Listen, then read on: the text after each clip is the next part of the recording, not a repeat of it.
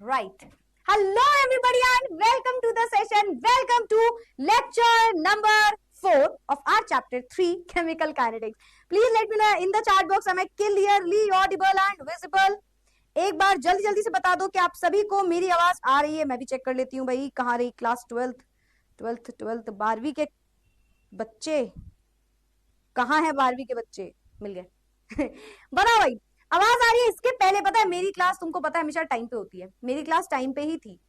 अभी सही है ना? हाँ भी सही है. तो मेरी क्लास टाइम पे ही थी. दरअसल हुआ ये कि गलती से क्लास 11th शुरू कर दी भैया ने. समझ रहे हो तुम? भैया ने क्लास 11th की क्लास स्टार्ट कर दी. तो ठीक है कोई बात नहीं. फिर उसके बाद सही हो चुका है. वो तो कौन मैंने देख लिया तुरंत. पता चला मैं 11th को आधा केमिकल काइनेटिक्स पढ़ा देती. चलो good evening good evening good evening बच्चा लोग. Hi everyone. I hope I am clearly audible and visible to all of you. And I also hope कि आप रिविजन करके आयोगे नेक्स्ट क्लास, प्रीवियस क्लास का. आई मीन ठीक है, next class का कैसे कर लोगे, क्या बात है ये. तो आई होप आप सभी रिविजन करके आयोगे अच्छे से. एंड आज हम लेक्चर 4 की तरफ आगे बढ़ने वाले हैं. पूरा चैप्टर बहुत कनेक्टेड है एक एक लेक्चर से, तो ध्यान से सारे लेक्चर्स को हमें बहुत अच्छे से समझना है. ठीक है, ऑल गुड. ब्लैक स्क्रीन वगैरह नहीं है ना? चलो perfect perfect. So let's get started with lecture number 4. आज हमें क्या क्या पढ़ना है? लास्ट टाइम हमने एक टॉपिक पढ़ा था मॉलिक्यूलरिटी, उसे देखेंगे. एंड उसी के साथ साथ हम पढ़ेंगे जीरो ऑर्डर रिएक्शन. ठीक है, एक हम पढ़ेंगे मॉलिक्यूलरिटी, एक हम पढ़ेंगे जीरो ऑर्डर रिएक्शन. ठीक है, तो ये दो चीजें हमें आज की क्लास में पढ़नी है. चलो भाई तो स्टार्ट करते हैं आज का session. Good evening everyone. Let's get started with the session. हमने लास्ट क्लास में मॉलिक्यूलरिटी पढ़ा था. ठीक है, यहाँ पे आ जाते हैं. मैं यहाँ पे लिख देती हूँ पूरी चीजें. तो हमने लास्ट टाइम पे पढ़ा था मॉलिक्यूलरिटी, है ना? Yes ma'am. मॉलिक्यूलरिटी के बारे में कुछ बातें जानी थी. हाँ जी मैम. क्या बातें थी? क्या बात है? नहीं क्या बात है? चलो बताते हैं क्या बात है.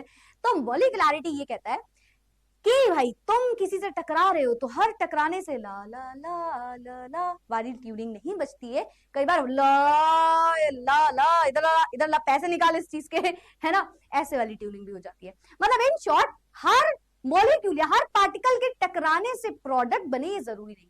अगर प्रोडक्ट बनवाना है तो एक परफेक्ट कोलिजन होना चाहिए जो साइमल्टेनियसली हुआ हो, परफेक्ट एंगल में हुआ हो, परफेक्ट ओरिएंटेशन में हुआ हो, है? कुछ परफेक्ट एक्टिवेशन एनर्जी हो. एक्टिवेशन एनर्जी खैर आगे आप पढ़ोगे तो यस. तो भाई कुछ ना कुछ ये सारी कहानी जब होती है तभी प्रोडक्ट बनता है.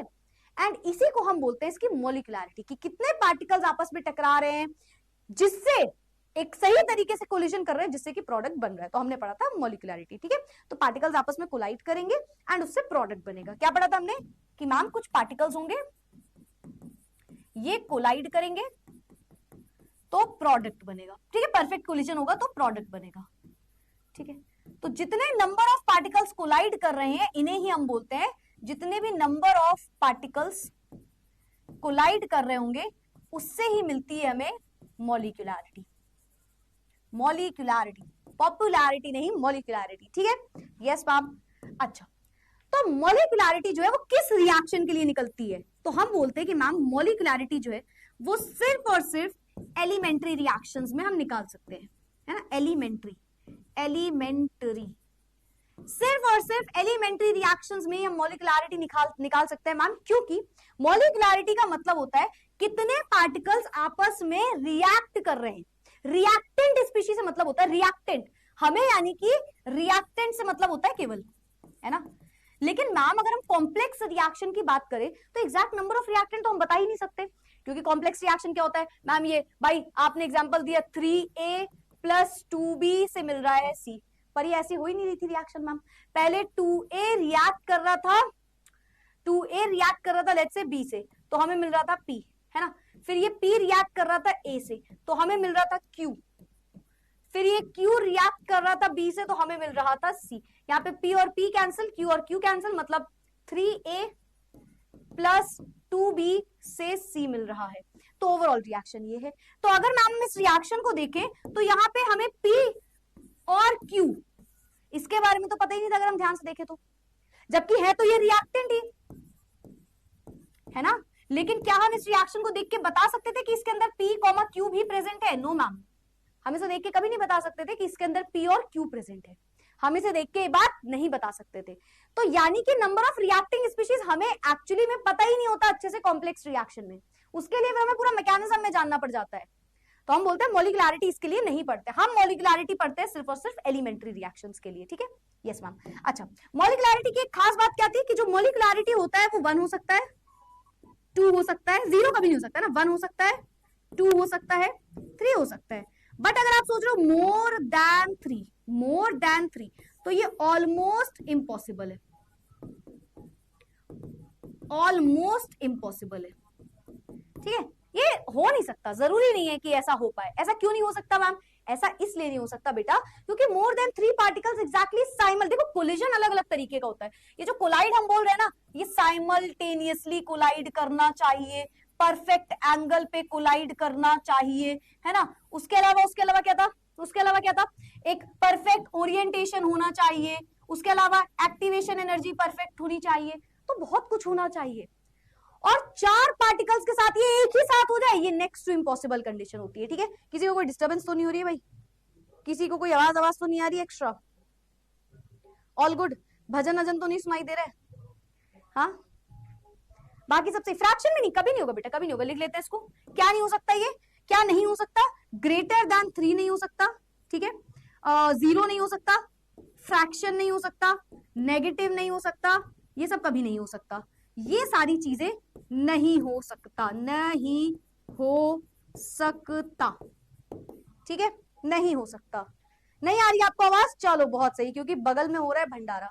खा तो मैं बहुत बार चुकी हूँ, मैं अभी जा जाके ऐसे 2-3 बार, मतलब मैं तो नहीं गई थी बट हाँ मैंने मंगवा लिया था, मैंने ऐसे 2-3 प्लेट खा लिया है, ठीक है। बट ये जो आवाज आ रही है तो मैं सोच रही थी आपको डिस्टर्बेंस ना हो, बट ठीक है, अच्छी बात है अगर आपको आवाज नहीं आ रही है, दैट्स अ गुड थिंग, ठीक है, क्योंकि यहाँ पे आवाज आ रही है, ठीक है। चलो ऑल राइट। तो भाई ये हमारा मॉलिक्युलैरिटी का मतलब था। मेरे ख्याल से ये बात सबको समझ में आ गया होगा ना। और जो हम पार्टिकल बोल रहे हैं बेटा, ये पार्टिकल एटम हो सकता है, मॉलिक्यूल हो सकता है, आयन हो सकता है, ठीक है, चलेगा। चलो भाई, तो ये हम समझ गए, कोई दिक्कत नहीं है। अच्छा, एलिमेंट्री रिएक्शन की भी एक खासियत थी, आपको याद होगा कि इसमें बैलेंसिंग को देख के ही हम पावर लगा सकते थे रेट लॉ में, ठीक है, तो ये याद रखना है मैं।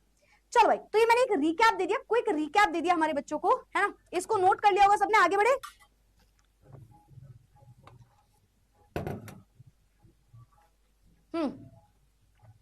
Perfect, clear, very good. तो एक रिकैप था, वैसे आप पढ़ के आए होगे, फिर भी मैंने आपको बता दिया। तो हमारा मॉलिक्युलैरिटी का मतलब था। अब मॉलिक्युलैरिटी के कुछ टाइप्स होते हैं, जैसे यूनिमॉलिक्यूलर, बायमॉलिक्यूलर, ट्राइमॉलिक्यूलर, है ना। इस तरीके से कुछ मॉलिक्युलैरिटी के टाइप्स होते हैं, ठीक है। यूनिमॉलिक्यूलर मतलब तो थोड़ा समझ ही गए होंगे, बायमॉलिक्यूलर, ट्राइमॉलिक्यूलर, ठीक, हायर देन 3 मॉलिक्यूलर। तो इस तरीके से मॉलिक्युलैरिटी निकालते हैं, एक एक करके इन सभी मतलब को हम जानते हैं, ठीक है, एक एक करके हम इन सभी को जानते हैं। केस बेटा टेम्परेचर डिपेंडेंट, यस। चलो भाई, पहले आता है यूनिमॉलिक्यूलर। यूनिमॉलिक्यूलर का मतलब क्या समझते हो मैम? यूनिमॉलिक्यूलर का मतलब है एक रिएक्टेंट स्पीशी है, एक रिएक्टेंट स्पीशी है ना, जो साइमल्टेनियसली कोलाइड करेगी, है ना, साइमल्टेनियसली इसके बीच में कोलिजन हुआ होगा और इससे प्रोडक्ट बन रहा होगा। इसका एक बहुत प्यारा सा एग्जांपल है decomposition of ammonium nitrite. Ammonium nitrite का डीकॉम्पोजिशन करो, अमोनियम नाइट्राइट, आप ले लो ammonium nitrite which is NH4NO2, आप इसको तोड़ दो, अमोनियम नाइट्राइट को उठाओ और इसको तोड़ दो। समझ, आवाज आ रही है ना सबको? सही तो आ रही है, क्यों बोल रहे हो? अभी तक सही आ रही थी, अभी आवाज शांत कैसे हो गई तुम्हारी? हाँ एग्जैक्टली। तो हम क्या करेंगे, NH4NO2 को तोड़ देंगे, तो ये कैसे टूटेगा? ये टूटेगा एज N2 और H2O, ठीक है। अब आपसे पूछा गया इसमें, चलो मॉलिक्युलैरिटी बताओ, आपसे गया बोला गया मॉलिक्युलैरिटी बताओ। मॉलिक्युलैरिटी क्या होता है बताओ? रिएक्टेंट स्पीशी, जो रिएक्टिंग स्पीशी है ना, जो एटम आयन जो भी रिएक्ट कर रहे हैं, रिएक्टेंट साइड क्या है? रिएक्टेंट साइड मैम NH4NO2 कितनी बार है? एक बार है मैम, तो यानी कि हमारा मॉलिक्युलैरिटी कितना हो जाएगा? 1 and hence it is unimolecular. तो जो हमारी बहुत सारी डिकम्पोजिशन होती है जो यूनिमॉलिक्यूलर होती है, सारी तो नहीं बोलेंगे बट हाँ बहुत सारी होती है, ठीक है। सारी कब नहीं बोलेंगे ये भी आपको समझाऊंगी। फिलहाल बैलेंसिंग में क्या लगा है? 1 लगा है, ऑफ कोर्स डिकम्पोजिशन में ही हो रहा होगा ये कहानी, तो इसे आप बोलते हो मॉलिक्युलैरिटी। कोई मुझे इसका ऑर्डर ऑफ रिएक्शन बता सकता है एक बार चैट बॉक्स में? लेट मी सी, कोई भी मुझे इसका ऑर्डर ऑफ रिएक्शन बता सकता है क्या? एनीवन?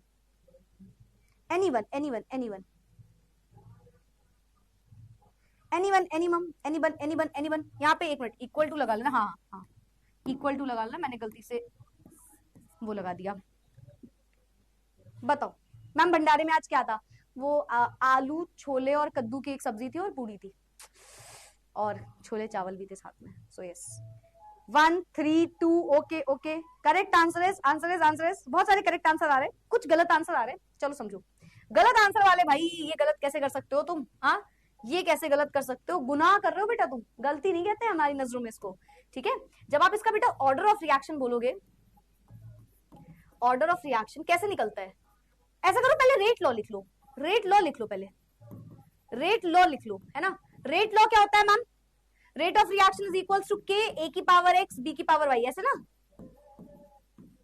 है ना। और ए और बी रिएक्टेंट स्पीशी होते हैं, मतलब रिएक्टेंट वाले ग्रुप्स, ठीक है। तो r equals to rate of reaction is equals to k, a क्या है हमारे लिए? NH4NO2 और बी कुछ भी नहीं, NH4NO2 इसकी पावर 1 और बी तो कुछ है ही नहीं, तो कोई बात नहीं, ठीक है। ये आ गया रेट लॉ एक्सप्रेशन। अब निकालो, अब निकालने को मैंने आपसे बोला, अब मैंने आपसे बोला कि निकालिए order of reaction. Order of reaction, order of reaction x plus y से निकलता है ना। n की वैल्यू, n की वैल्यू यहाँ पे क्या है? कुछ x और y तो कुछ है नहीं, पर ये है एक वैल्यू केवल x, y कुछ है नहीं, तो यानी कि n की वैल्यू भी 1 आ गई, ऑर्डर ऑफ रिएक्शन भी 1 है ना। अच्छा एक बात बताओ, ऑर्डर ऑफ रिएक्शन में इतना टाइम लगाना था क्या? सोचो सोचो सोचो सोचो, ऑर्डर ऑफ रिएक्शन में इतना टाइम लगाना था क्या? मैम आपको कैसे पता यहाँ पे 1 आएगा? बेटा ये एक एलिमेंट्री रिएक्शन है, ये एक एलिमेंट्री रिएक्शन है। क्या आप देखते ही बता सकते थे ये एक एलिमेंट्री है? कैसे बता सकते थे एलिमेंट्री है? आपने तो बोला हम नहीं बता सकते, क्वेश्चन में गिवन होना चाहिए, बिल्कुल सही बात है। पर बेटा आपने इसकी मॉलिक्यूलरिटी निकाली और 1 आ गया। मॉलिक्यूलरिटी सिर्फ और सिर्फ किस रिएक्शन की निकलती है? मॉलिक्यूलरिटी सिर्फ एलिमेंट्री रिएक्शन की निकलती है। मॉलिक्यूलरिटी 1 2 3 आ रहा है, मतलब वो रिएक्शन एलिमेंट्री रिएक्शन है। वैसे तो एलिमेंट्री रिएक्शन पता करने के लिए हमें एक्सपेरिमेंट करने पड़ते हैं, लेकिन मॉलिक्यूलरिटी सिर्फ और सिर्फ उसकी निकलती है जो कि हमारी कौन सी रिएक्शन होती है? एलिमेंट्री रिएक्शन होती है। तो यानी कि ये पक्का एक एलिमेंट्री रिएक्शन थी। और एलिमेंट्री रिएक्शन से क्या लेना देना मैम? बेटा एलिमेंट्री रिएक्शन में ही तो होता है कि जो भी बैलेंसिंग है, या जिसे आप बोल रहे हो जो भी स्टोइकियोमेट्रिक कोफिशिएंट है, वही हमारी पावर बन जाता है। समझ रहे हो? एंड हेंस आपने ये वाली कहानी करी। आपने ये 1 क्यों लगाया? ऐसे ही किसी भी रिएक्शन को देखते ही हम नहीं लिख देंगे कि जो बैलेंसिंग है वही उसकी पावर है, लेकिन एलिमेंट्री में ऐसा कर सकते हैं। आया आया आया आया, बोलो बोलो बोलो, आया आया आया, किसी किसी समझ में आया? पक्का आया ना? बहुत सारे क्लियर आ रहे हैं मेरे पास। मैम टेस्ट इश्यू अभी तक सही नहीं हुआ। यस बेटा मैंने बात कर ली, अब आप उसके लिए रुक जाओ, परेशान मत हो। I am extremely sorry from my and. मैं आपसे लिटरली बता रही हूँ, दिल से सॉरी बोल रही हूँ। मतलब अब क्या कर सकते हैं, जिसकी भी गलती हो कुछ भी हो, लेकिन आपके सामने मैं खड़ी हूँ, मैं आपसे सॉरी बोल रही हूँ, ठीक है। जो भी इशू आया, जैसा भी हुआ, मैंने बात की है। अब उसे ऐसा करते हैं, इस संडे को आपको उस चैप्टर का टेस्ट मिल जाएगा। वो जिसकी भी वजह से गलती हो, अब मेरे को गुस्सा आ जाएगा, फिर मुझे गुस्सा मत दिलाओ तुम, बट ठीक है, इट्स ओके, उस चीज को हटा दो। We are genuinely very sorry for that. बाकी हम इसको अपलोड करवाएंगे इस संडे को, वापस से चैप्टर 1 का आपको टेस्ट मिलेगा। प्लीज परेशान मत होना, फिर नेक्स्ट संडे चैप्टर 2, फिर चैप्टर 3, ठीक है। तो परेशान मत होना, चैप्टर 1 का टेस्ट आपको इस संडे को सही टेस्ट मिल जाएगा, ठीक है। तो मैं इस क्लास के बाद भी तुरंत कॉल करके बात उनको याद दिला दूंगी, ठीक है। तो परेशान मत हो please, extremely sorry for that. आप लोगों को इतना टेक्स्ट करने पड़े, कल भी मैंने कॉल पे बात करी, तो और मतलब ये हो गया था कि वो जो भी गलती हुई उन्होंने बताया, ठीक है, फिर उन्होंने सही किया, बट फिर भी पता नहीं वो केमिस्ट्री का टेस्ट भी ओपन नहीं हो रहा था। तो गलतियों पे गलतियां होती जा रही हैं, but it's okay, we are genuinely sorry for that. कोई जानबूझ के कुछ नहीं कर रहा है, ये हो गया तो हो गया, बट हम ऐसा कभी रिपीट नहीं होगा, दिस इज आवर गारंटी, ठीक है। तो एक्सट्रीमली सॉरी फॉर दैट, ठीक है। चलो चलो चलो, यहां तक की बात सबको समझ में आ गई? मैम आपको भी गुस्सा आता है क्या? बेटा जब तक तुमने मेरा गुस्सा देखा नहीं है ना, तब तक तुम खुश हो। तुमको एक बात पता है, मैं तुम्हें एक बात बताऊं, हाँ लिखो, इसको लिखना है। तुम्हें मैं एक बात बताती हूँ, जब मेरी वो बनती है ना, वो कुंडली क्या बोलते हैं उसको, जिसमें लिखा जाता है, ऐसे भविष्यवाणी टाइप की करते हैं ना स्टार्टिंग में जब बच्चा पैदा होता है, तो मेरे उसमें लिखा हुआ था कि अपने गुस्से की वजह से चीजों को आगे चल के ये आगे जाएगी, पर चीजों को गुस्से की वजह से खराब भी कर सकती है। तो मुझे बचपन से बहुत गुस्सा आता है, तो मेरे पापा कहते हैं ऐसे कि बेटा, तो वो मुझे कॉल करते हैं जब मैं लखनऊ से बाहर होती हूँ, तो मेरे पापा ऐसे कॉल करेंगे और मैं बोलूंगी अरे यार आज ऐसा हो गया, मैं ऐसे, तो मेरे पापा बोलेंगे बेटा गुस्सा नहीं करना, तुमको पता है ना वो खराब हो जाएंगी चीजें।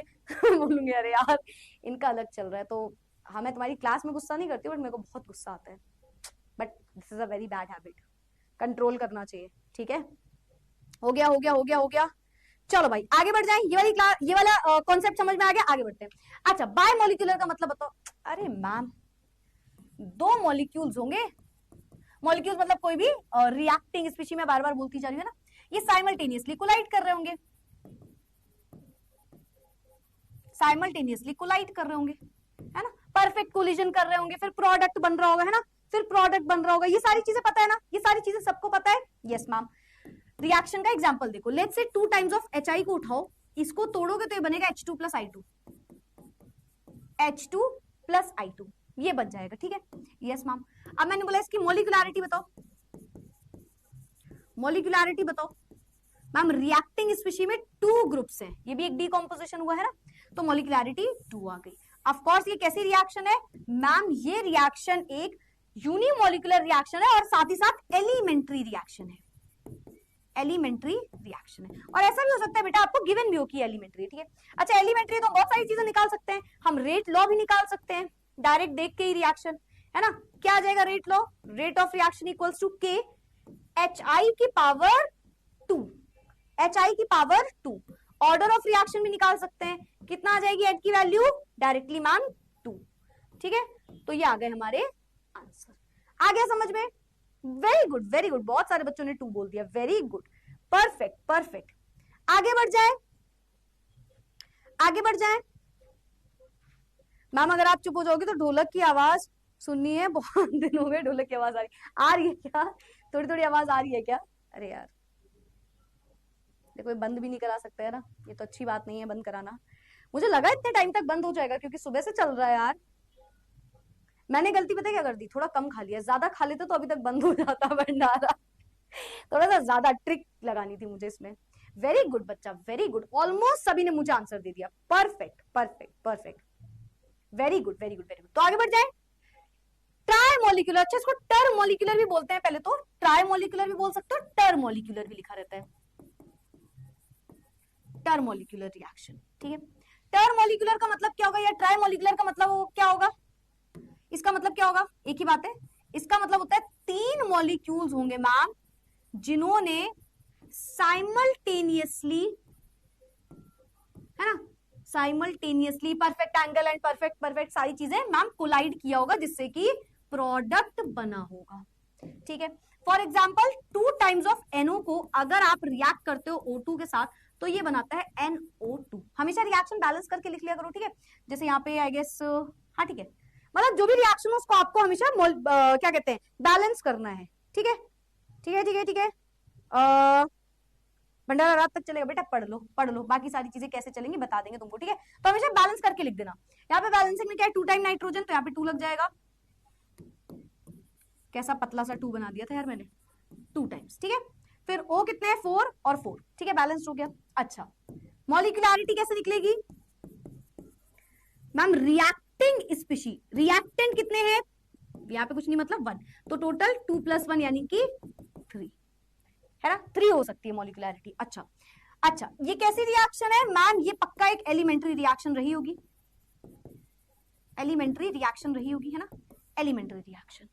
ठीक है ठीक है ठीक है ठीक है, तो मैम और क्या बताना चाहोगे इसका, रेट लॉ बताओगे आप, मैंने कहा ठीक है, rate law R equals to क्या होता है, K A की पावर X B की पावर Y, है ना।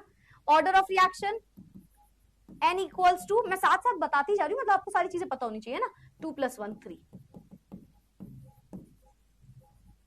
बोलो किसे किसे मॉलिक्यूलरिटी का मतलब समझ में आया, बताओ। डाइटिंग पे थी आप तो मैम, अरे तो भंडारे का प्रसाद डाइटिंग में खा यार, इतनी स्ट्रिक्ट डाइटिंग वाली जरूरत नहीं है तुम्हारी मैम को, समझे, ये क्या बात होती है। हाँ, इतनी स्ट्रिक्ट डाइटिंग की जरूरत नहीं है, समझ रहे हो तुम, जितनी डाइट मेरी डाइट के हिसाब से सब खा सकते हो, बस कम कम खाना है। ठीक है, खा सब सकते हैं हम। वेरी गुड बेटा, वेरी गुड। ठीक है, क्या बात है मैम, स्लिम लग रहे हो आप, क्या बात है। ऐसा नहीं होता, चाचा चाचा हो जाते, क्या बात है बेटा तुम तो बड़े पतले हो गए हो, क्या बात है मैम बड़े स्लिम लग रहे हो, क्या बात है मैम, क्या बात है बेटा तुम्हारी, क्या बात है, क्या बात है बेटा पढ़ाई में बिल्कुल मन नहीं लग रहा तुम्हारा, क्या बात है। Very good very good very good. तो बहुत सारे क्लियर आ गए मेरे पास, बहुत सारे क्लियर आ गए, very good very good very good. अच्छा एक प्यारी सी क्वेश्चन, एक प्यारा सा क्वेश्चन है मेरे पास, देखो KClO3, चलो अच्छा थोड़ा छोटा छोटा लिखते हैं, जगह नहीं बचेगी। KClO3 plus FeSO4, KClO3 plus FeSO4 को रिएक्ट करो सल्फ्यूरिक एसिड से, तो ये कुछ प्रोडक्ट देता है, जैसे कि KCl Fe2SO4 होल 3, है ना, और साथ ही साथ बनेगा, क्या बनेगा, H2 बन रहा होगा, है ना, H2O, ठीक है। इसको बैलेंस फॉर्म में लिखना है, इसको लिखना है बैलेंस फॉर्म में, हाँ हाँ बेटा बैलेंस फॉर्म में बोल रही हूँ, ठीक है, तो इसको बैलेंस फॉर्म में लिखना है, ठीक है। बैलेंस कर लो, ऐसा कुछ आ रहा होगा 6 3 3 3, चेक कर लेना, ऐसे ही कुछ आ रहा होगा, ठीक है। आप मुझे बताओ बेटा, आपको 2-3 बातें बतानी है। नंबर 1, ये कैसी रिएक्शन है, मतलब ये एलिमेंट्री है या कॉम्प्लेक्स, एलिमेंट्री है या कॉम्प्लेक्स है, फिर इसकी मॉलिक्यूलरिटी क्या है, ठीक है। ऑर्डर ऑफ रिएक्शन भी बता सकते हो चाहो तो, या रेट लॉ, है ना। चलो ये मैं बता दूंगी, पहले आपसे मुझे ये बताओ कि ये कैसी रिएक्शन है, और फिर उसके बाद मॉलिक्यूलरिटी क्या है, बस 2 चीजें, तुम्हें बस 2 चीजें बतानी है, हमारे बच्चों को बस 2 चीजें बतानी है, बताओ बताओ बताओ बताओ। ओके बहुत सारे आंसर आ गए, वेरी गुड वेरी गुड, आपने बता दिया ये कौन सी रिएक्शन है, वेरी गुड। अब आप मुझे बताइए इसकी मॉलिक्यूलरिटी क्या है, वेरी गुड, बहुत सारे आंसर आ गए हमारे पास, ठीक है। कॉम्प्लेक्स है, ठीक है। कॉम्प्लेक्स देख के ही तो नहीं बोल रहा अरे बड़ी रिएक्शन दिख रही है कॉम्प्लेक्स है, ऐसे नहीं बोलना है ना। वेरी गुड, क्या बात है, बहुत सारे करेक्ट आंसर आ गए। तो ध्यान से देखो मैम, ये कॉम्प्लेक्स रिएक्शन है, कैसे पता, मॉलिक्यूलरिटी निकाल के, यहाँ पे कितना है बैलेंसिंग, कुछ नहीं मतलब 1 + 6 + 3, तो 1 सॉरी यहाँ पे लिख लेते हैं 1 + 6 + 3 कितना आ गया 10, मॉलिक्यूलरिटी 10 आ रही है, मतलब 10 पार्टिकल होंगे ऐसे, और ये आपस में साइमल्टेनियसली सबके सब कोलाइड कर गए होंगे, क्या ये पॉसिबल है, एक परफेक्ट एंगल में ये सबके सब कोलाइड किए हैं, एक परफेक्ट एंगल में ये सबके सब कोलाइड किए इनके हिसाब से, है ना। ये कैसे हो सकता है मैम, ये कैसे हो सकता है, परफेक्ट एंगल में सबके सब कोलाइड कर गए, है ना। एक तो आप कह रहे हो परफेक्ट एंगल में ये सबके सब कोलाइड कर गए, और उसके बाद हम ये कह रहे हैं कि एकदम ओरिएंटेशन पक्का परफेक्ट हुआ होगा, है ना, एक ही टाइम पे हुआ होगा, है ना, एक्टिवेशन एनर्जी सबकी सेम, बहुत सारी चीजें, ये सारे फैक्टर्स हो गए होंगे। मैम 3 से ज्यादा कहां होता है, मॉलिक्यूलरिटी 10 है, मतलब ये कॉम्प्लेक्स रिएक्शन है, कॉम्प्लेक्स रिएक्शन है, क्योंकि कॉम्प्लेक्स रिएक्शन की मॉलिक्यूलरिटी हम नहीं, मतलब ये जो मॉलिक्यूलरिटी आई है क्या पता इससे बड़ी भी आ रही हो वैल्यू, अंदर और भी पार्ट्स हो रहे हो इस रिएक्शन के, क्योंकि मॉलिक्यूलरिटी 3 से ज्यादा नहीं आती है। और इसी तरीके से इसका ऑर्डर ऑफ रिएक्शन, अब ऑर्डर ऑफ रिएक्शन सोचो, अगर मैं आपसे बोलूं ऑर्डर ऑफ रिएक्शन या रेट लो, मैं बोलूं चलो ऑर्डर ऑफ रिएक्शन, चलो बताओ ऑर्डर ऑफ रिएक्शन, कह रहा है इम्पॉसिबल, क्या बात है, नहीं निकाल सकते मैम, एक्सपेरिमेंटली निकलेगा ये तो, मैम ये एक्सपेरिमेंटली निकलेगा, हम नहीं निकाल सकते, है ना, कॉम्प्लेक्स रिएक्शन का ऑर्डर ऑफ रिएक्शन नहीं निकाल सकते हम, वो एक्सपेरिमेंट से निकलता है, ठीक है ठीक है, वेरी गुड वेरी गुड। तो हमारे सारे बच्चों ने सारे आंसर्स करेक्ट दिए, तो इस तरीके का अगर क्वेश्चन आए तो हम भाई कंफ्यूज नहीं होंगे। अब हम बढ़ते हैं आगे, आगे क्यों नहीं बढ़ रही है, हाँ तो डिफरेंस जान ले मॉलिक्यूलरिटी और ऑर्डर ऑफ रिएक्शन का क्या है, देखो पहला difference, it is the number of reacting species undergoing simultaneous collision, ये वो नंबर ऑफ रिएक्टिंग स्पीशीज हैं जिनके आपस में साइमल्टेनियसली कोलिजन हो रहा है, ठीक है मैम। ये क्या होता है, it is the same power, sum of the powers of the concentration terms in the rate law expression. जब हम रेट लॉ एक्सप्रेशन लिखते हैं तो जो कंसंट्रेशन आ रहा होता है उसको जो पावर लगा होता है उसको जब हम जोड़ते हैं तब निकल के आता है ऑर्डर ऑफ रिएक्शन, तो दोनों की बात अलग है, ठीक है। आगे बढ़ते हैं, it is a theoretical concept, ये पूरा थियरी बेस्ड है ना, हम इसे एक्सपेरिमेंटली नहीं निकाल रहे, थियरेटिकल है, लिख के हम पता कर लेंगे कितने रिएक्टेंट और हम आंसर लिख देंगे। It is the experimentally determined concept, आप इसे एक्सपेरिमेंटली डिटरमाइन करते हो ज्यादातर, ठीक है। It has integral values only, है ना, सिर्फ और सिर्फ इंटीग्रल वैल्यू 1 2 3 इंटीजर में हो सकती है। इट कैन हैव फ्रैक्शन और जीरो वैल्यूज, फ्रैक्शन भी हो सकती है इसकी वैल्यूज और जीरो भी हो सकती है।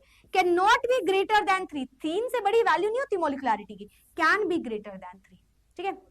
और क्या, ये केवल और केवल हम निकालते हैं किसके लिए, एलिमेंट्री रिएक्शंस के लिए, केवल एलिमेंट्री रिएक्शंस के लिए। और ये एलिमेंट्री के लिए भी निकाल सकते हैं, एलिमेंट्री के लिए प्लस कॉम्प्लेक्स के लिए भी निकाल सकते हैं।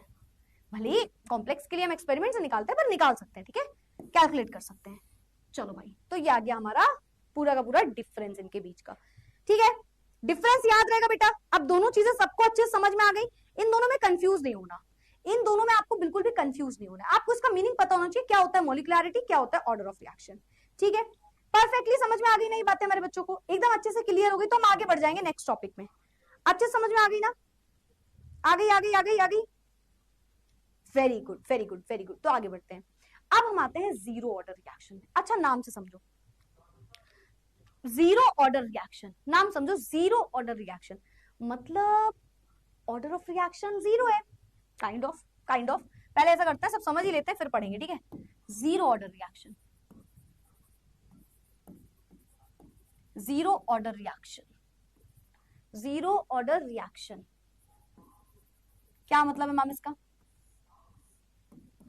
देखो मैंने बोला एक रिएक्शन हो रही है, लेट्स से ए की है, और इससे हमें प्रोडक्ट मिल रहा है ना, पर ए के कॉन्सेंट्रेशन से कोई फर्क नहीं पड़ रहा रेट ऑफ रिएक्शन को, कॉन्सेंट्रेशन ऑफ ए जीरो पे डिपेंडेंसी है, इस ए से जो प्रोडक्ट बन रहा है इससे रेट ऑफ रिएक्शन को कोई फर्क नहीं पड़ रहा। सुनने में थोड़ा अजीब लगता है ना कि यार ऐसा कैसे हो सकता है, खैर आपको कुछ एग्जांपल्स भी मैं बताऊंगी ऐसा होता है किस किस रिएक्शन में, है ना। सुनने में तो अटपटा सा लगता है, क्योंकि जनरली क्या होता है, अगर हम बोलते हैं किसी चीज का कॉन्सेंट्रेशन बढ़ रहा है तो rate of reaction generally increase ही करता है, और उसके कम होने पे रेट ऑफ रिएक्शन डिक्रीज करता है। पर कई बार ऐसा भी होता है कि किसी चीज के कॉन्सेंट्रेशन से रेट ऑफ रिएक्शन को फर्क ही नहीं पड़ रहा, आप कॉन्सेंट्रेशन बढ़ाते जा रहे हो, घटाते जा रहे हो, पर रेट ऑफ रिएक्शन को कोई इफेक्ट नहीं हो रहा। ऐसी रिएक्शंस को आप बोलते हो जीरो ऑर्डर रिएक्शन, मतलब इनका ऑर्डर ऑफ रिएक्शन जब निकल के आता है तो वो जीरो निकल के आता है। जैसे जीरो ऑर्डर रिएक्शन की आप यूनिट पढ़ रहे थे के के लिए, वैसे ही, ठीक है। तो इनके लिए हम बोलते हैं जीरो ऑर्डर रिएक्शन है ये, मतलब इनका ऑर्डर ऑफ रिएक्शन जो है वो जीरो निकल के आ रहा है, मतलब डिपेंड ही नहीं कर रहा। मतलब मैम आप ये कह रहे हो कि जो आर की वैल्यू निकल के आ रही है रेट ऑफ रिएक्शन, वो के ए की पावर जीरो पे डिपेंड कर रही है। मैंने कहा यस बेटा, इसका रेट लॉ कुछ इस तरीके से लिखा जाएगा, ए की पावर जीरो, डिपेंड ही नहीं कर रहा है ए पे, ए से प्रोडक्ट बन रहा है पर उसके कॉन्सेंट्रेशन बढ़ाने और घटाने पे रेट ऑफ रिएक्शन को कोई फर्क नहीं पड़ रहा। ऐसे रिएक्शन को हम बोलते हैं जीरो ऑर्डर रिएक्शन। अच्छा, इसका रेट ऑफ रिएक्शन निकालने का एक और तरीका भी तो हो सकता है। हमने एक चीज पढ़ी थी, माइनस का 1/1 ए का concentration of A upon time, ये पढ़ा था। बताओ बताओ बताओ, कॉन्सेंट्रेशन अपॉन टाइम वाला भी तो एक फॉर्मूला पढ़ा था। दो तरीके से रेट ऑफ रिएक्शन निकालना सीखा था। दो, मैम आपकी परसेंटेज कितनी थी 12th में? बेटा तुम पहले ले आओ फिर तुमको बताएंगे। तुम अच्छे परसेंटेज ले आओ, जो टॉपर होगा सिर्फ उसी को ये पूछने का हक होगा, ठीक है। जितने भी हमारे टॉपर होंगे सिर्फ उसी को ये पूछने का हक होगा, ठीक है। अभी बैकग्राउंड में साउंड आ रहा है क्या थोड़ा थोड़ा? Ma'am r is equals to केवल के लिख देंगे, हाँ हाँ लिखेंगे लिखेंगे, परेशान मत हो, लिखेंगे उसको, ठीक है। यस यस यस, चलो ठीक है। तो हमारे बच्चों को ये चीज समझ में आ गई, वेरी गुड। अच्छा, अब जब आप रिएक्शन का रेट निकाल रहे हो ना, तो आप पूरी रिएक्शन का नहीं, आप एक छोटे से टाइम पीरियड में निकालते हो, इंटीग्रेटेड रेट इक्वेशन। तो आप इसकी जगह इसको ये भी बोल सकते हो डीए बाई डी टी, है ना। हम इसको इंटीग्रेटेड फॉर्म में भी लिख सकते हैं, क्योंकि हम एक छोटे से टाइम पीरियड के लिए ये चीज कैलकुलेट करेंगे, ठीक है मैम। ये मैं आपको एक डेरिवेशन करा रही हूँ। वैसे डेरिवेशन देखो जल्दी पूछी तो नहीं जाती है, बट मेरे हिसाब से आपको पता होनी चाहिए, पूछी नहीं गई आज तक बट आपको पता होना चाहिए फिर भी। अच्छा, आप देखो दोनों साइड रेट ऑफ रिएक्शन है, तो हम LHS इक्वल्स टू RHS कर दें, है ना। ये तो बराबर है तो हम ये दोनों बराबर रख दें, मतलब के ए की पावर 0 इज इक्वल्स टू, ऐसे लिख लो, ऐसे लिख लो, माइनस का DA by DT is equals to k a की पावर 0, है ना। ये यहां तक किसी को कोई भी दिक्कत? यहां तक किसी को कोई भी दिक्कत? कोई भी दिक्कत तो बताओ पहले, कोई भी दिक्कत है तो पहले बताओ। व्हाट इज के हियर? बेटा it is rate constant. Rate law में जो कांस्टेंट आता है वो होता है के की वैल्यू, रेट कांस्टेंट, ठीक है ठीक है ठीक है ठीक है, वेरी गुड वेरी गुड। तुम भाई यहां तक किसी को कोई दिक्कत नहीं आएगी, कोई बड़ी बात नहीं है, ठीक है ठीक है ठीक है ठीक है। अच्छा a की पावर 0 का मतलब तो 1 ही होता है, आप खुद ही बोल रहे हो मैम केवल k लिख दो, तो ठीक है 1 कर देते हैं इसको ना। तो यहां से क्या निकल के आएगा, आ जाएगा माइनस का dA by dt is equals to k। ठीक है, दोनों तरफ कर दो इंटीग्रेशन। ठीक है, यस मैम, दोनों की लिमिट लगा दो। अब लिमिट सुनना कैसे लगेगी, माइनस। अच्छा माइनस साइन मैं यहां भेज दे रही हूँ, चलो माइनस को साइन मैं यहां भेज दे रही हूँ, माइनस का k। ठीक है, इसको यहां पे हमने भेज दिया। ठीक, तो हम बोल सकते हैं integration of dA is equals to minus का k dt, है ना, k dt। ऐसे लिख लो इसको, dA is equals to dA upon dt is equals to minus का k। तो बेसिकली हमने उसका माइनस साइन उसको दे दिया। ठीक है, कोई बड़ी बात नहीं करी। अब लिमिट लगाओ, लिमिट होती है a नॉट से a, 0 से t, मतलब लिमिट लगाना आता है ना, तो हमने a नॉट से a तक पहुंचे और 0 से t तक पहुंचे। ठीक है, अब इसको अंदर भेजो, लिमिट को अंदर भेजोगे तो क्या आएगा, a final minus initial, final minus initial, है ना, माइनस का k फाइनल माइनस इनिशियल, है ना, क्या आ जाएगा, क्या आ जाएगा, a minus a naught is equals to minus का k इंटू टी। इसको यहां पे ले जाओ, क्या बोलेंगे, a इज इक्वल्स टू, देखो a को एक साइड रखो, a is equals to a naught इधर आएगा प्लस हो जाएगा a नॉट माइनस के t. Very important, very important, very important formula, zero order reaction की integrated rate equation, integrated rate equation, मतलब अगर जीरो ऑर्डर रिएक्शन ना तो हम ये इक्वेशन लगाएंगे, a is equal to a naught minus के टी। अब मैम हम एक बात में तो कंफ्यूज है, ये आपने क्या बताया, a k t a not. ठीक है, a का मतलब होता है बेटा, a का मतलब होता है, ध्यान समझो एक एक चीज का मतलब, जहां हमने a लिखा है a कह रहा है फाइनल कॉन्सेंट्रेशन, जहां हमने a नॉट लिखा है वो है इनिशियल कॉन्सेंट्रेशन, जहां हमने t लिखा है वो टाइम है, जो हमने k लिखा है वो रेट कांस्टेंट है। रेट कांस्टेंट की वैल्यू चेंज होती रहेगी ना, रेट कांस्टेंट है। ठीक है, तो आपको ये याद रखना है, ये इनिशियल कॉन्सेंट्रेशन है, ये फाइनल कॉन्सेंट्रेशन है। एक और बात, एक और बात, बहुत इंपॉर्टेंट बात, कई लोग फाइनल कॉन्सेंट्रेशन जो है, फाइनल कॉन्सेंट्रेशन इसे लिखते हैं स्मॉल a माइनस एक्स, और जो इनिशियल कॉन्सेंट्रेशन है capital A, initial concentration sorry a not, initial concentration इसको लिखते हैं स्मॉल a। तो आप देख लेना आपके में क्या लिखा है, मतलब जो फाइनल बोल रहे हो ना उसी को बोलते हो रिमेनिंग। इन शॉर्ट जो आपने फाइनल कॉन्सेंट्रेशन बोला है इसे ही also known as remaining concentration, remaining concentration. और तुम 1% परेशान मत होना, तुम बस नोट करना, तुम्हें क्वेश्चन से हर चीज समझाई जाएगी, तुम 1% परेशान मत होना। मैं यहाँ पे रिपीट कर दूंगी, मुझे पता है बहुत सारे रिपीट चैट बॉक्स में आ गए होंगे, मैंने देखा नहीं है, बट आ गए होंगे मैम नहीं आया, समझा दो समझा दो, मैं आऊंगी इस पे दोबारा।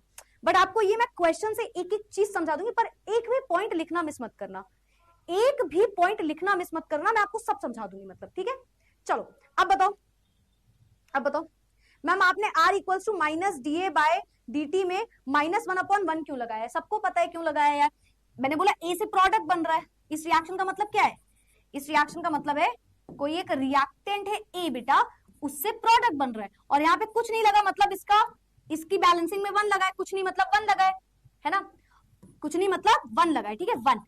और हमने ये पढ़ा हुआ है रेट ऑफ रिएक्शन निकालते टाइम फर्स्ट क्लास में, सबसे पहली जो इस चैप्टर की क्लास हुई थी कि स्टोक्योमेट्रिक कोफिशिएंट, और क्योंकि वो रिएक्टेंट में है तो माइनस, रिएक्टेंट साइड है तो माइनस, याद नहीं है, याद दिलाऊं, याद दिलाऊं, a plus b gives out c plus D.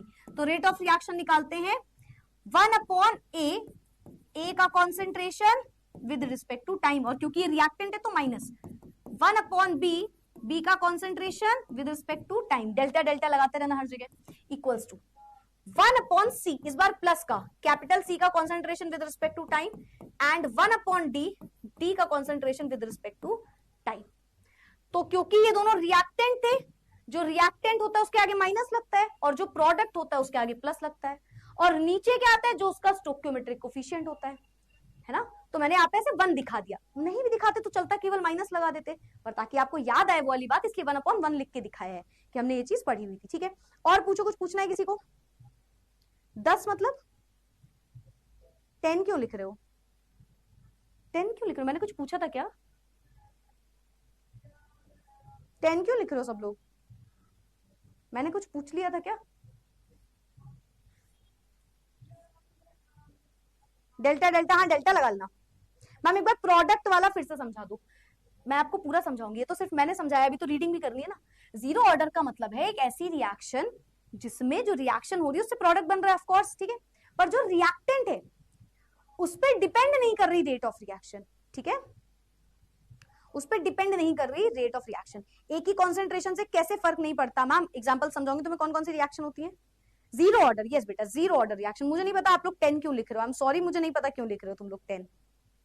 Ma'am zero order reaction कोई होती भी है, बिल्कुल होती है, फोटोकेमिकल रिएक्शन है ना, वो एक जीरो ऑर्डर रिएक्शन का एग्जांपल है, ठीक है। फोटोकेमिकल रिएक्शन हो गया, एंजाइम कैटालिसिस वाली हो गई, कॉन्सेंट्रेशन ए माइनस, फाइनल कॉन्सेंट्रेशन ए माइनस एक्स कैसा है, मैंने बोला ये तुम लिख लो, ये तुमको मैं क्वेश्चन समझाऊंगी, ये सिर्फ नोट करो, क्वेश्चन समझा दूंगी, इसको कुछ मत समझो अभी, नहीं तो फिर कंफ्यूज हो जाओगे बहुत ज्यादा। अभी सिर्फ इसको लिख लो, बस ये याद रखना, हर क्लास में आने से पहले 10-15 मिनट पढ़ के आना क्लास को। मैं बोल दे रही हूँ क्योंकि इस चैप्टर में मैं मतलब मेजोरिटी ऑफ द चैप्टर्स में मैं गारंटी नहीं ले सकती, तुम पढ़ के नहीं आओगे तो मैं कुछ समझ नहीं आएगा। अभी तुम इसे नोट करो, तुम इसमें कंफ्यूज हो रहे हो ना, मैं तुम्हें विद क्वेश्चन ये बात समझाऊंगी कि ये फाइनल, बस तुम लिखना, यही लिखना जो मैंने लिखा है कि ए को आप फाइनल कॉन्सेंट्रेशन भी बोलते हो और उसी को रिमेनिंग कॉन्सेंट्रेशन भी बोलते हो, बस ये लिख लो, यहाँ के बाद तुम्हें पूरी कहानी समझा दी जाएगी। चलो क्लियर क्लियर, ये वाली बात क्लियर। प्लीज मुझे 10 का मतलब बताओ यार, पहले क्वेश्चन का आंसर 10, कौन सा क्वेश्चन मैंने दिया था? मैंने कोई क्वेश्चन दे दिया था क्या अभी?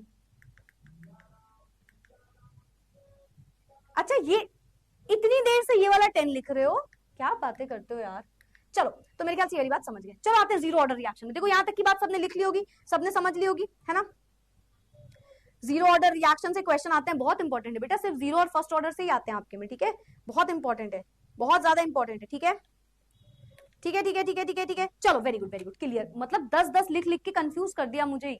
हाँ चलो, अब जीरो ऑर्डर मैम लिखवा दिया, पर आप समझाओ तो, रीडिंग तो करवा दो। चलो रीडिंग भी करते हैं, कोई दिक्कत नहीं है। Zero order reaction, in this the rate does not depend, the rate does not depend on the concentration of the reactant. मतलब जो प्रोडक्ट बन रहा है रिएक्टेंट से, कोई दिक्कत नहीं, सही बन रहा है एकदम, प्रोडक्ट बन रहा है रिएक्टेंट से, पर जो रेट निकल के आ रहा है उसे ए की पावर से कोई लेना देना नहीं है, इसे बोलते हैं जीरो ऑर्डर रिएक्शन, इसे हम बोलते हैं जीरो ऑर्डर रिएक्शन। अब इसका एक बहुत प्यारा सा ग्राफ देखो, देखो ग्राफ देखो, ग्राफ देखो, जब हमने minus d A by D T निकाला, या इसे आप सिंपल लिख सकते हो कॉन्सेंट्रेशन ऑफ ए, ठीक है, with respect to concentration of A. अच्छा पहले D A by D T, मतलब time with respect to concentration जब आप निकाल रहे हो तो देखो कांस्टेंट है, कांस्टेंट है, बढ़ ही नहीं रहा, बढ़ ही नहीं रहा, ए का कॉन्सेंट्रेशन जो है वो बढ़ ही नहीं रहा है। हाँ बेटा सब कुछ नोट करना है, नोट करते हुए ही चलना है आपको, आपको नोट करते हुए ही चलना है, ठीक है,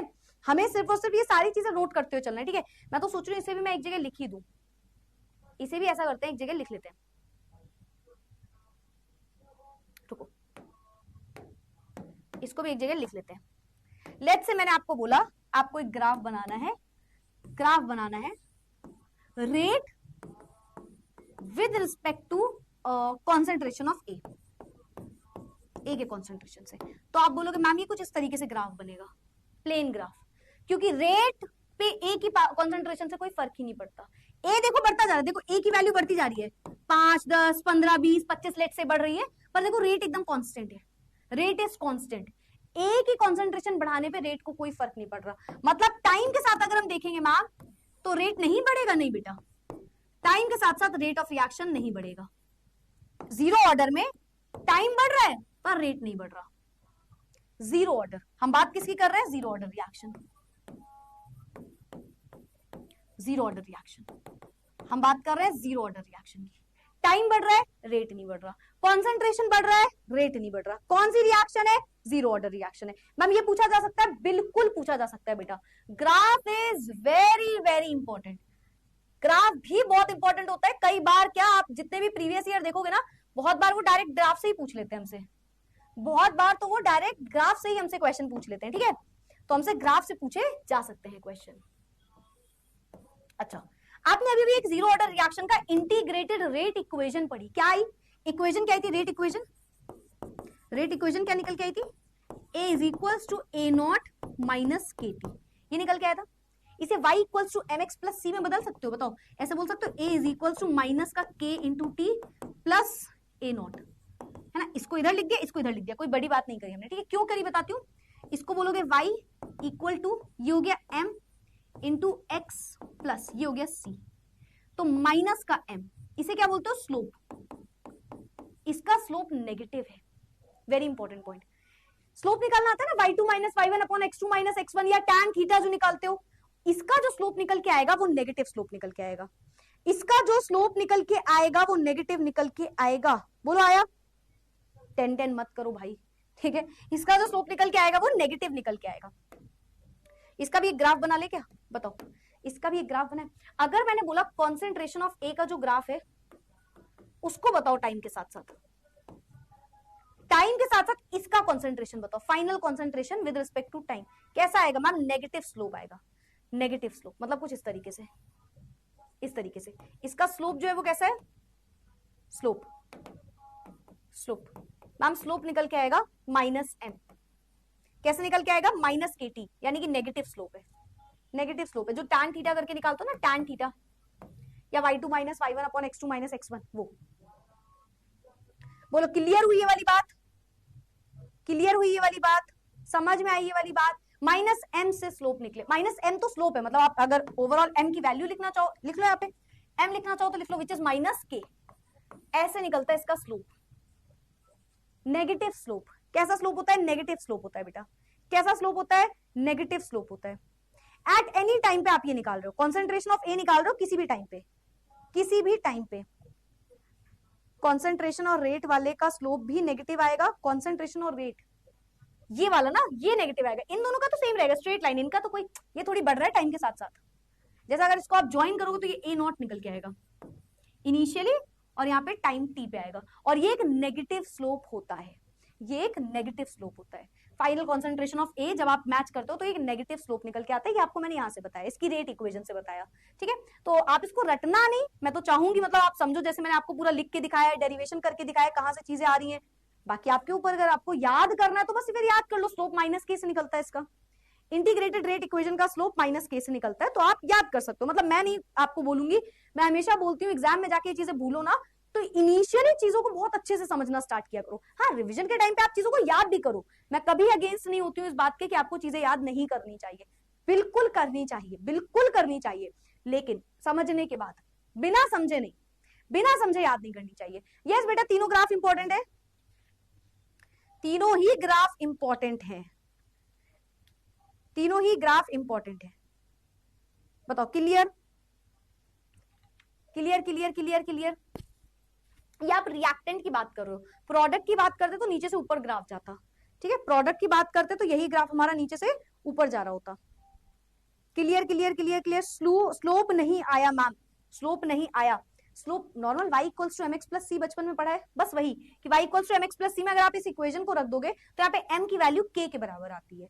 मतलब जब रेट कांस्टेंट निकालते हो ना, वही m की वैल्यू आ रही होती है, बस ये मतलब है इसका, ठीक है। Clear clear clear clear.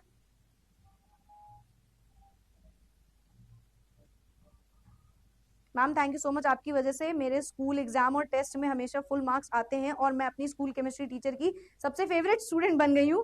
Thank you so much ma'am, क्या बात है, कामिनी पंडित ऐसा क्या, थैंक यू यार, थैंक यू यार, तुम्हारा थैंक यू यार, तुम पढ़ने में अच्छे हो रहे हो, इट मीन्स आपकी मेहनत है, ठीक है। बताओ बताओ बताओ मैम, कॉन्सेंट्रेशन पे पर तो डिपेंड ही नहीं करती है, तो फिर हमने ये इक्वेशन कॉन्सेंट्रेशन के टर्म में क्यों निकाली है। कॉन्सेंट्रेशन पे डिपेंड नहीं करती तो हमने इक्वेशन कॉन्सेंट्रेशन के टर्म में क्यों निकाली, ये आप बोल रहे हो। नहीं नहीं नहीं, आप समझे नहीं, इसमें कहा लिखा है रेट ऑफ रिएक्शन। कॉन्सेंट्रेशन पे क्या डिपेंड नहीं करता, रेट ऑफ रिएक्शन डिपेंड नहीं करता। कॉन्सेंट्रेशन पे तो वो नहीं करता, देखो हमने लिखा भी नहीं कहीं पे, हमने नहीं लिखा, हमने बोला a की पावर 0, हमने नहीं बोला वो डिपेंड कर रहा है। और ये तो उसका फॉर्मूला होता है कॉन्सेंट्रेशन अपॉन टाइम, तो हमने सिर्फ उसका इंटीग्रेशन रख के देखा है, हमने नहीं बोला वो डिपेंड करता। और हमने रिएक्शन में जो हमने इक्वेशन निकाली उसमें कहीं नहीं हमने दिखाया कि वो रेट ऑफ रिएक्शन पे कैसे डिपेंड हो रहा है, ठीक है।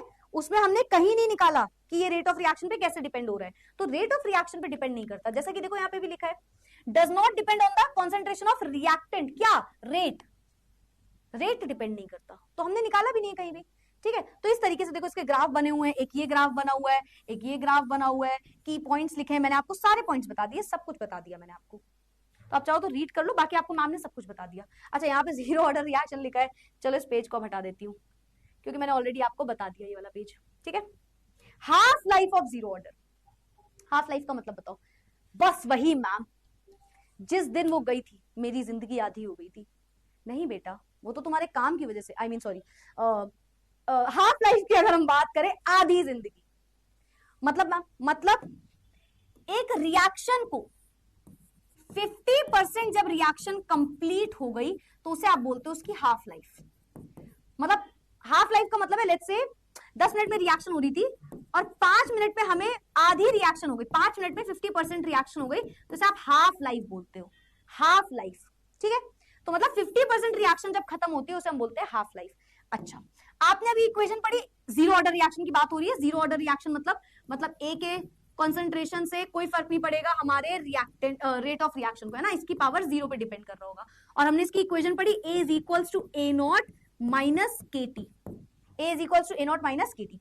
अच्छा, 50% रिएक्शन का मतलब समझो, 50% रिएक्शन का मतलब समझो, मतलब फाइनल कॉन्सेंट्रेशन ऑफ ए जो है, अगर हमने बोला रिएक्शन अभी 50% हुई है, 50% का मतलब है ओवरऑल रिएक्शन में 50% रिएक्शन हो गई।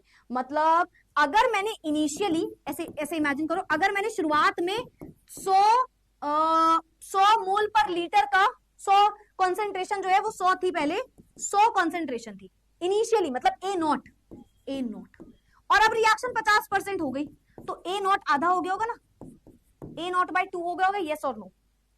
ए is equal to A naught by 2 हो गया होगा, यस और नो, जल्दी से बता दो, क्या A is equal to A naught by 2 हो गया होगा, यस और नो। क्या हमारे बच्चों को ये वाली बात समझ में आई? किसे किसे ये वाली बात समझ में आई? किसे? बेटा तुम लोग पिट जाओगे, ये जो 10-10 लिख रहे हैं जितने लोग, ये समझ में आ गया? हाफ लाइफ मतलब बूढ़े जब इंसान हो जाएंगे, नहीं नहीं बेटा ये सब लिख के मत आना, एग्जामिनर पीटेगा चाहे जितना बूढ़ा हो वो, ठीक है। तो A is equal to A naught by 2 हो जाएगा, ये किसे किसे समझ में आया? हमने बोला 50% रिएक्शन हो गई, मतलब अगर ओवरऑल 200 बनना था, ओवरऑल कॉन्सेंट्रेशन 200 होना था, फाइनल 200 होना था फाइनल, तो मतलब अभी केवल 100 हुआ है, यही तो मतलब हुआ, यस और नो। हाफ लाइफ में मैंने बोला कि जो इनिशियल कॉन्सेंट्रेशन और फाइनल कॉन्सेंट्रेशन है उसकी हम बात कर रहे हैं, तो मैंने बोला हाफ लाइफ का मतलब है जो हमारा फाइनल कॉन्सेंट्रेशन है वो ए नॉट बाई 2 हो गया। अच्छा, इसका मतलब एक और तरीके से समझाती हूँ। शुरुआत में आपके पास क्या होता है, रिएक्टेंट या प्रोडक्ट? मैम सिर्फ रिएक्टेंट होता है, इतनी सी बात नहीं पता आपको? हाँ, शुरुआत में थोड़ी प्रोडक्ट होता है, पहले रिएक्टेंट होता है, फिर वो प्रोडक्ट में कन्वर्ट होता है, बिल्कुल सही बात है। तो मतलब रिएक्टेंट का 50%, यानी कि अभी फाइनल प्रोडक्ट नहीं बना है, पर अभी 50% रिएक्टेंट प्रोडक्ट में बदल गया है, यानी कि ये लिख लो या लिख लो 50%। हाफ लाइफ जीरो ऑर्डर का मतलब एक और लिख लो, इसका एक और मतलब लिख लो, हाफ लाइफ का मतलब 50%